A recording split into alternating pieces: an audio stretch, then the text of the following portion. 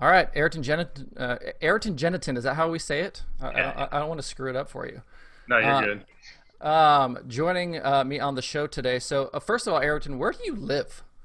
I actually live in a town called Laurie, Missouri. It's just on the west side of the Lake of the Ozarks.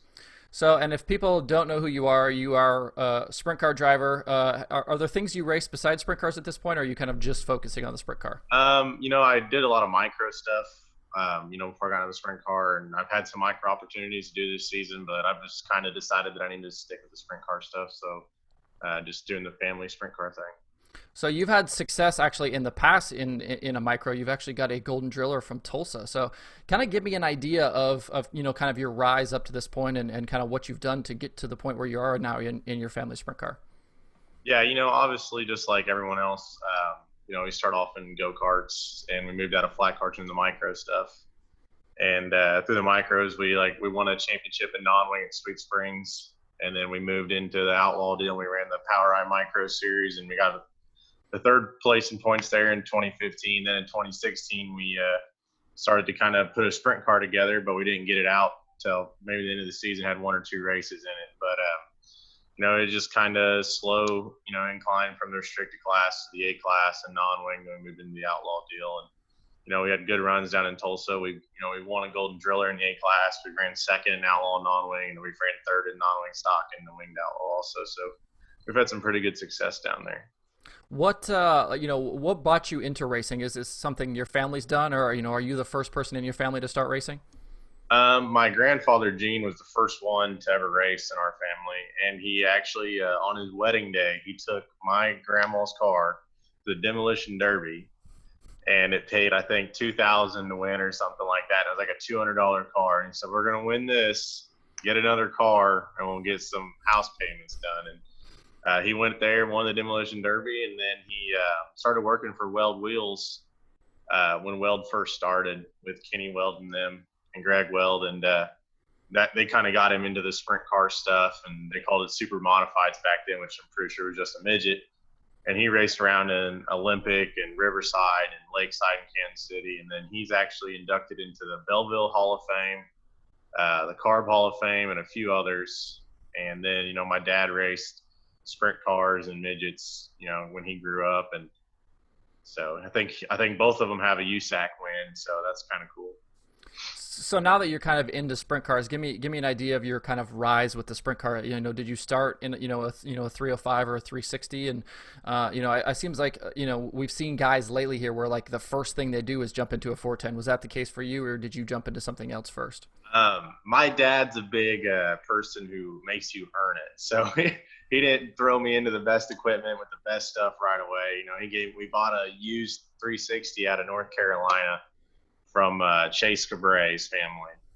And, they obviously, their stuff wasn't bad, but it wasn't what most people, would expect me to start in, because I always had good micros and stuff.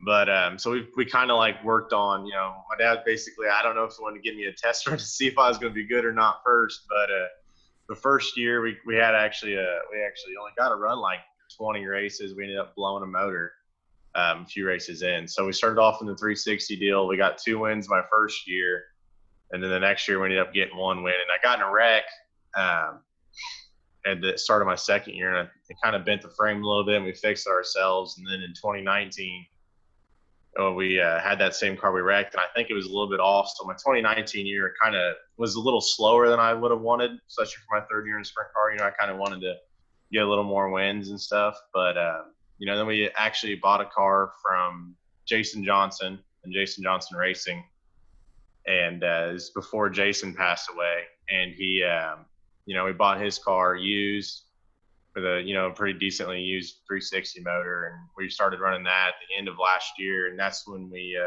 started getting really fast. I think I got my first ASCS National Top 10. We ran 6th at Lake Ozark, and then we went down to Wheatland, and we locked into the pocket out of our qualifying nights too. So that was our first times in that car, and then we kind of just this year we put 2 new cars together just like that, and those cars have been super fast, and we've just been super consistent.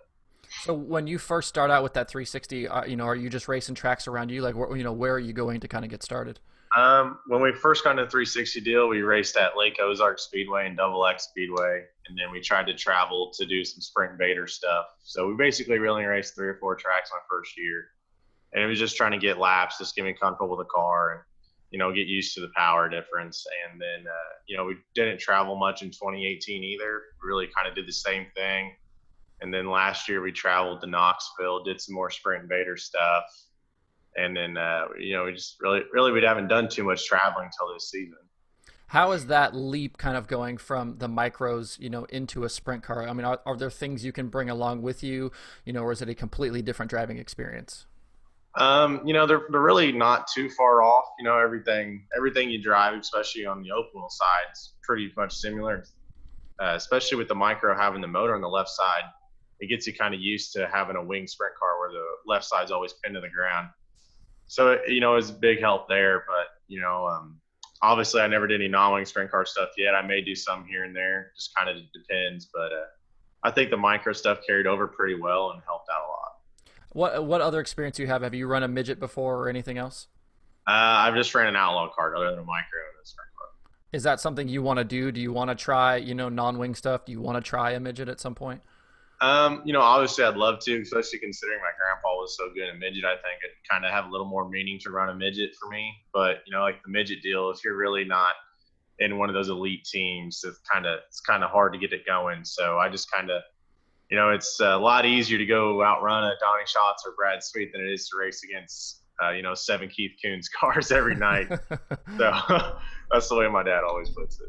So I obviously didn't really know about you until, kind of this season's, kind of seeing you jump up and run, especially with the Outlaws and kind of looking at your stats here. The first Outlaw start I have you as, Jacksonville last year. What made you want to jump into race with the Outlaws, and did you think you were ready at that point? At that point that was only my second ever 410 start. And we actually raced there earlier in the season with Moa, probably 2 or 3 weeks before that. We actually won the heat race there, and we ended up running 4th in the A main. So, I think Jacksonville was probably a good place to start, but the way our night went, it was just awful. We ended up bending a butterfly, an engine heat, and, just a lot of inexperienced stuff with the 410 that kind of bit me there. I never qualified before, so I didn't know what to do there. I'd late to staging, barely even got out to make my 2 laps. So it was kind of a very rough first night for us there. And, I wouldn't say I wasn't ready. I think we weren't as prepared as we needed to be there.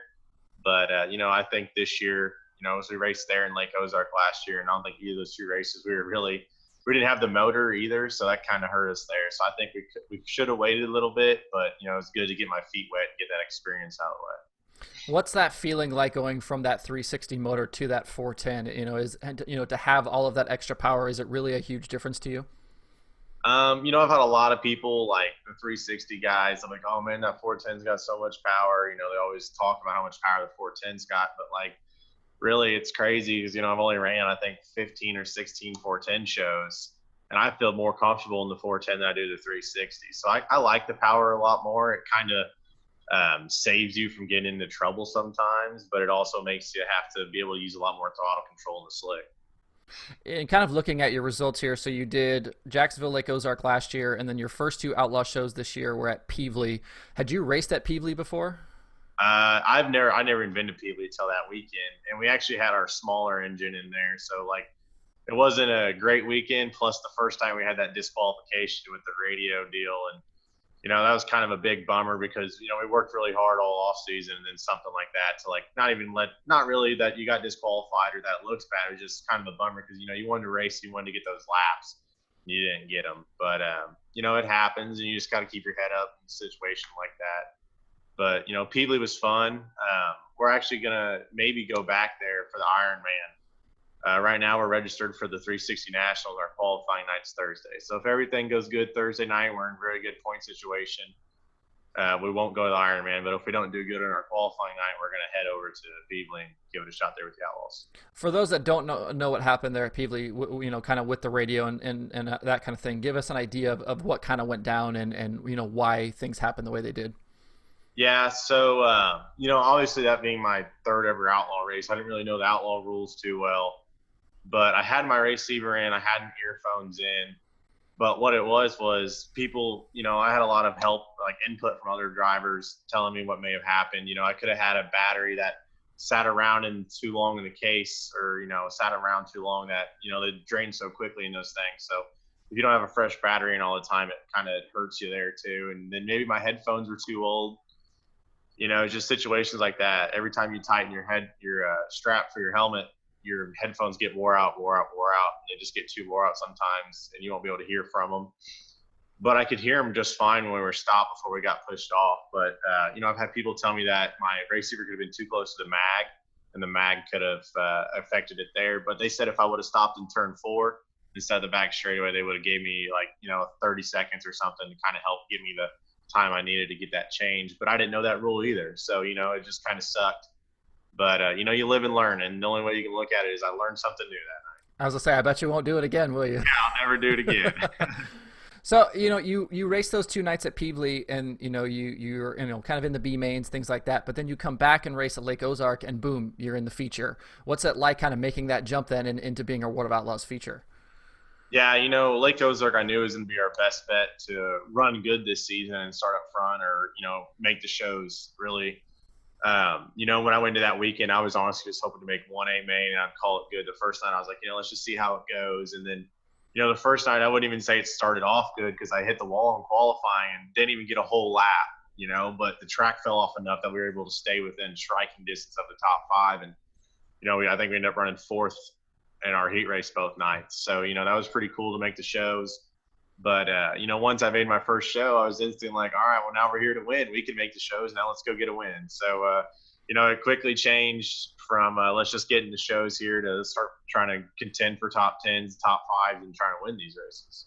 Yeah, I mean, like looking at your results, I mean, the 6 starts, 2 at Lake Ozark, 2 at Tri-State, 34 at Terre Haute. I mean, you've been in every single feature, 15th, 13th, 19th, 4. I mean, these are really, really respectable finishes against really strong fields of drivers. Did anybody come up to you? I mean, were people saying like, I didn't know who you were and now you're in an Outlaw feature? Like, what was the reaction to kind of, getting in those features?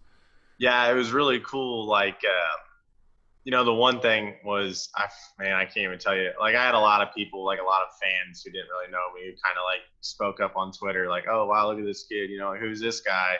So that was kind of cool. And then, I had, like a few drivers, they came up to me and congratulated me. At Knoxville, Terry McCarl came up to me like after the 2 Lake Ozark deals, him and Austin both, which I'm pretty close to the McCarls. I like them a lot, and we're pretty good friends. So, to have them, especially someone like Terry, who's, obviously a legend, to come up to you and congratulate you on how you did, it's pretty cool. So it's definitely neat. I got a lot of good response out of it. We have to definitely talk about Terre Haute because you were up there in the mix.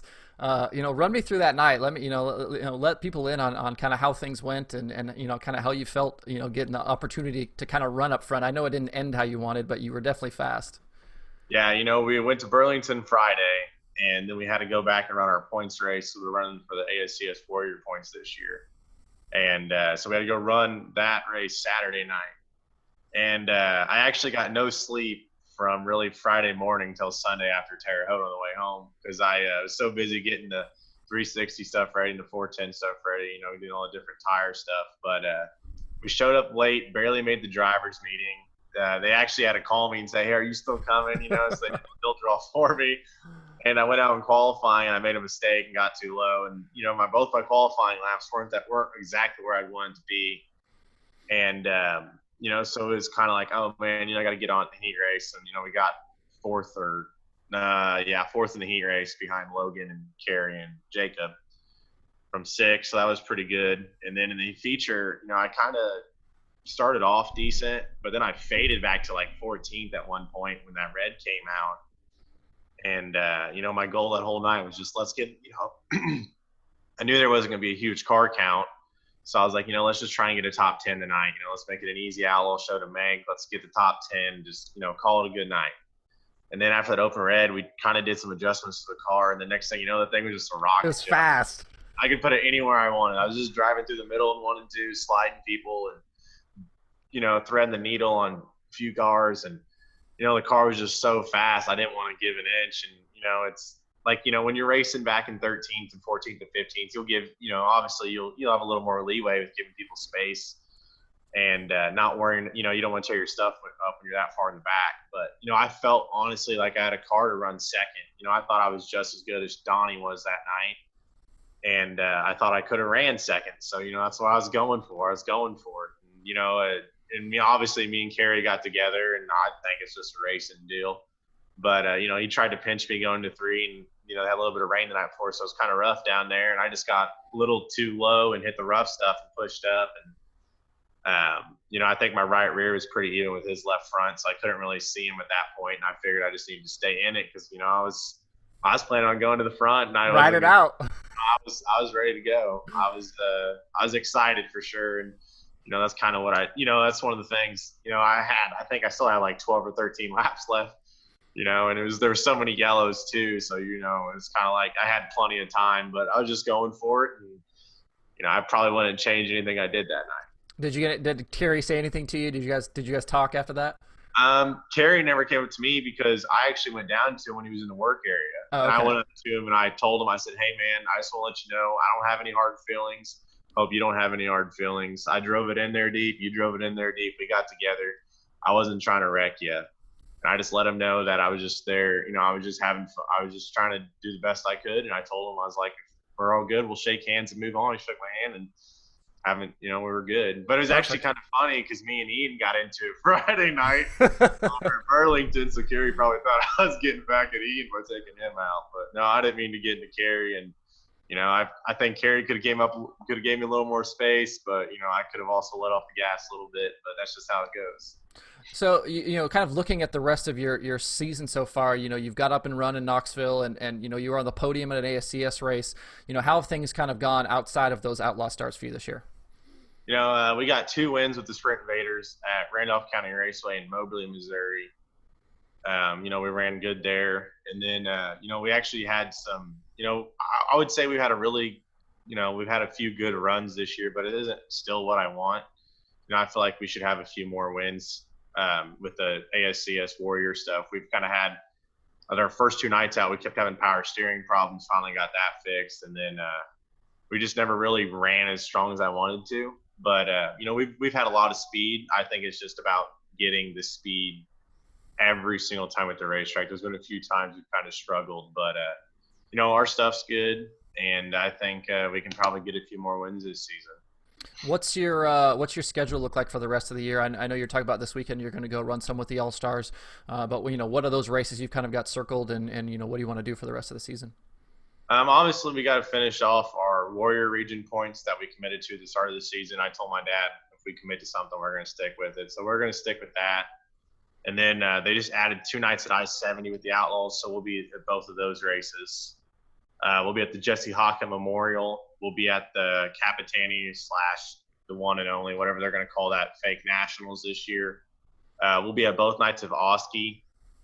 We're going to, we may go to short track nationals with the 360, but we're also looking at maybe going out on the PA swing with the Outlaws when they go to Williams Grove, Port Royal, and Lernerville.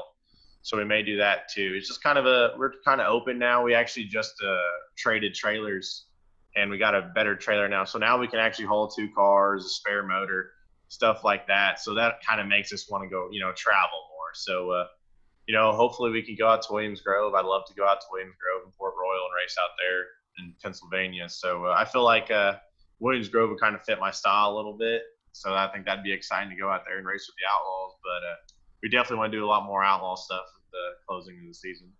So, for those of us that don't know you, what do you do outside of racing? I would imagine at this point you're probably not a professional racer. So what do you got going on outside of the race car? Really, I just kind of help work for our business here. We own a boat dock company down at the Lake of the Ozarks. So I'll work for them or for our family most of the time. And then I just work in the shop and get everything ready and just try and focus on becoming a professional race car driver. There you go. What are you kind of looking at for goals going forward? I mean, are you trying to get to NASCAR? Do you want to be a full-time World of Outlaws guy? Like, what's kind of in the future? My goal is to really just be a full-time Outlaw guy and be an Outlaw champion more than anything. I'm not really too worried about getting to NASCAR. I'm obviously that'd be really cool. I'd like to do it, but my goal is to stick with the dirt track stuff and become a World of Outlaw driver. Are there any, drivers or any crew guys or, who have you kind of leaned on as you've come up? Are you getting advice? You mentioned buying stuff from Jason Johnson. Do you have a connection there? Are there anybody that you can go to and ask for advice as you, kind of make this jump? Yeah, usually when we go to a new place with the Outlaws or race with the Outlaws at all, I'll always kind of talk to Phil Dietz. Obviously through Jason Johnson and Phil, they had a great connection. They were always fast. So we actually helped Phil put his micro together that he ran a few times back a few years ago when he was doing that here and there. So I can kind of lean on Phil a little bit, but also my cousin, Clyde Knipp, he works Okay. for DIR now. Yep. But, I was actually kind of the one who got Clyde into the racing deal, which is kind of funny. But, so me and Clyde are really good friends, and I talk to Clyde pretty much every day. And, he kind of, I lean on him a lot. I lean on Clyde. I lean on Phil, mainly when we go to those races. And then Dan Lasowski, too. He helps us out here and there, kind of gives me some pointers if we need them, if I'm talking to him or not. But, once you start racing with those guys, it's a whole different atmosphere. You got to catch them 2 or 3 hours before the races if you're going to get any help. So, Do you, I know Lasowski obviously working this year with Mason Daniel. Is that something where you can maybe talk to Mason too and find out stuff from him as well? I've actually never really talked to Mason. I've Oh, talked okay. to him a little bit here and there, but I kind of I don't really talk to many drivers at the races. I usually just try and stay on my own pit area and focus on my own stuff. What do you, the tracks that you've been to so far, like what's a favorite track? And then, what's somewhere, that you haven't been to yet that you really want to get to? My favorite track would have to be Moberly. Obviously, well, so we won both of our races there this year. So that's probably why it's my favorite right now. But it's just a really high banks, on the fence, flat out type racetrack. And I like tracks like that. So, kind of like Terre Haute was kind of the same. It's kind of it's obviously it's flat, but it's, a really flat out type racetrack. And so Moberly is probably my favorite. And then I have I like, obviously you can't not say Knoxville because Knoxville is such a, historic place.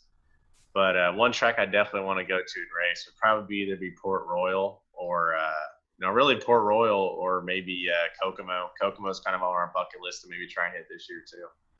As you kind of look forward and the opportunity to kind of continue to get to racing, with all of the things that are going on in the world, what are some of those kind of sponsor people or who's around you that's kind of helped you make these jumps and kind of get those opportunities to go racing? Yeah, so obviously it's my mom and my dad, my grandma, my family, us, and then Ozark Barge and Dock Service is obviously our company. So they're kind of our big company there that helps us go racing. And then we got our sponsors like Wet Steps, Martin Metal, Pro Powder Coat, Tony Stewart Racing, the Stewart House, Bob Blanton, Maxim Westmar, and then we got our parts guys at Midland and our shock guys with Momentum and Cooper. But really just it's a whole group effort. Like this actually midway through last season we acquired a crew guy and his name's Steve, and really Steve's helped me so much because week in and week out I was doing all the tires, cleaning the cars, cleaning the trailer, doing all the torsion bars, the nozzles and stuff like that. So him coming on and helping me in the shop take some of that pressure off is huge because I can focus more on just my driving instead of everything in the shop. So now I pretty much just do the tires and kind of focus on getting everything cleaned up. That was going to be kind of be the other thing I asked you about. Like when you get to the racetrack, do you have crew guys? Do you have a crew chief? Or are you kind of trying to do a lot of that by yourself? Really at the racetrack, it's just me, my crew guy, Steve, and my dad. My dad pretty much does all the motor, like the fueling in the motor and the shock stuff. And then Steve does basically all the nut and bolt things and makes sure everything's tight. And he kind of does all of, he does pretty much a little bit of everything. And then I make sure all the tires are good. And then I'll make sure we got stagger and spacing and stuff like that. So it's really a group effort. All three of us kind of bounce ideas off each other when it comes to the setup. We're just trying to all learn it ourselves at the same time. So. What, as you've raced with the Outlaws this year a few times, I'm curious, what surprised you about driving with the Outlaws? Was it, the guys around you? Was it how fast they are? What's that one thing that kind of stands out to you as something, maybe surprised you a little bit? The one thing that surprised me the most is whenever you're watching a race on Dirt Vision and obviously there's always going to be someone who goes a lap down. Sometimes it could be Jason Sides. It could just be a weekly guy. You're always like, oh, I think one of the biggest things is you never realize how fast the entire field is with those guys until you're out there. Because I was at like a Lake Ozark, we ran 13th or 15th and 13th, and both in the first night we almost got lapped. I was like, man, I drove the hardest I've ever drove, and they still caught me. It's like, it's crazy. And I was like, man, we were racing side by side super hard. The leaders were still right on us. And it's like, you don't realize how fast the entire field is. Anyone, it don't matter who it is, they can win every single night. That's like a lot of people always talk about Jason Sides, but man, dude, Jason Sides, he can get after it. I'll tell you that much right now. That dude's still very impressive. Oh, I mean, like he's got somebody that's got outlaw wins. I mean, you don't win an outlaw race unless you're fast. He's very, he's a good, consistent competitor. And, that's like, I don't know where he was at. I think it was Lernerville. He ran 7th after coming out of the work area, which is crazy. To go to the work area that many laps in and still come back to 7th. Give me an idea about what's going on this weekend, where you're going, when you're going to leave, what does that plan look like for the next couple of days? This weekend we got Burlington with the All-Stars on Friday, and then Saturday we're actually going to run the 360 and 410 at Knoxville. So we're going to be pretty busy this weekend, but then the following weekend is when it gets super busy. We got our qualifying night for 360 Nationals Thursday. And, like I said earlier, if everything goes good, we'll stay there for Saturday. But if not, then, we'll head to Peevely for Friday, Saturday. Then we'll go to Oski on Sunday and Monday. And then we're going to run the Lakeside race in Kansas City with ASCS Speed Week on Tuesday. Come back, make sure everything's ready to go Wednesday, and then race Thursday, Friday, Saturday again in Knoxville. How was that deal with running the 360 and the 410 at Knoxville? I know that I've heard that you kind of have to get approval from Knoxville to run both divisions. And how's that going to be? Have you done that before, where you've jumped from one car to the other kind of in the same night like that? I've never done that before. I've always just ran one class in a sprint car on the same track. So it'll be pretty interesting. And that's actually a good thing you mentioned that, because I didn't know you had to get approval. So I've just heard that. I don't know if that was true or not, but like, I better ask him still though. I'd asked before about, because like, asking like, Brian Brown or somebody like that, would go run both divisions, and how come you don't see people running, winning the championship in both divisions, and was told that you kind of have to get approval to run both, but it may be different if you're not like a regular guy there. So yeah, it may be a little different. Yeah. But anyway, I appreciate the time today. It was certainly fun to kind of get a chance to talk to you and see, kind of what you're all about and stuff. And appreciate you taking the time, and good luck this weekend and the rest of the way going forward. Awesome. Thank you. Yep.